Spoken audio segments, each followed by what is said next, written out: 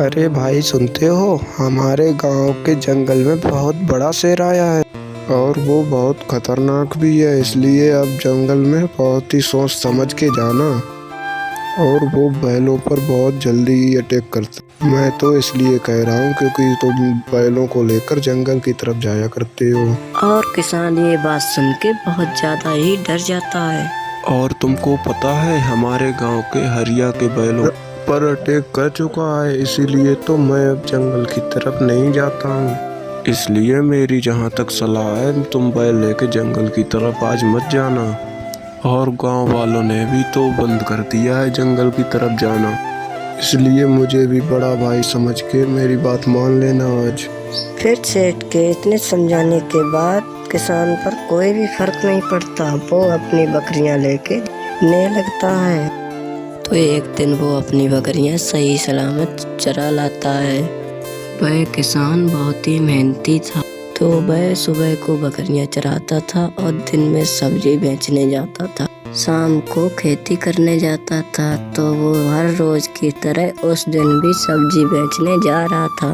अरे इन लोगों ने तो हद ही कर दी, सारी सब्जी 50 रुपए से ऊपर ही है। ये सुनते सुनते फिर वो अपनी खेती करने निकल पड़ा। और उसे डर भी लग रहा था कि कहीं शेर उस पर अटैक ना कर दे। ये सोचते सोचते वो खेती करने चला गया। और वहाँ से खेती करके जब लौट रहा था तो उसे बहुत ज़्यादा खुशी हुई कि शेर नहीं मिला।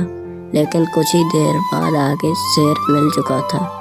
तो शेर उन बैलों को खा लेता है और किसान डर के भाग जाता है। अरे देखो भाई, क्या आपको पता है हमारे गांव के किसान के बैलों को शेर ने खो लिया है। मैंने तो उस किसान को पहले ही समझाया था कि तुम इस जंगल में मत जाओ, लेकिन किसान ने मेरी बात नहीं मानी। इसलिए उसके बैलों को शेर ने खा लिया। अच्छा वो सब तो ठीक है, लेकिन आप हमारे यहाँ क्या लेने आए थे?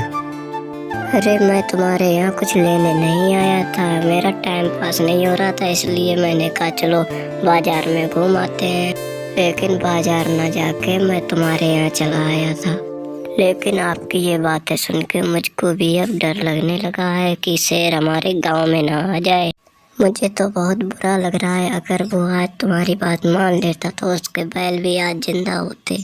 अच्छा चलो हम लोग घर चलते हैं, वैसे भी बारिश आने वाली है। इतने में वहाँ पर बारिश आ जाती है और वो लोग दोनों घर भाग जाते हैं। और जितने भी बाहर काम करने वाले लोग थे सारे घर पर भागने लगते हैं।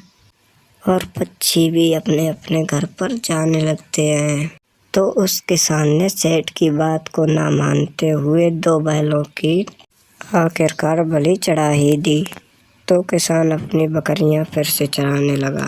तो हम लोगों को अपने बड़ों की बात मानना ही चाहिए। तो वीडियो अच्छा लगा हो तो लाइक एंड सब्सक्राइब। और अभी के लिए बाय बाय, मिलते हैं अगले वीडियो में।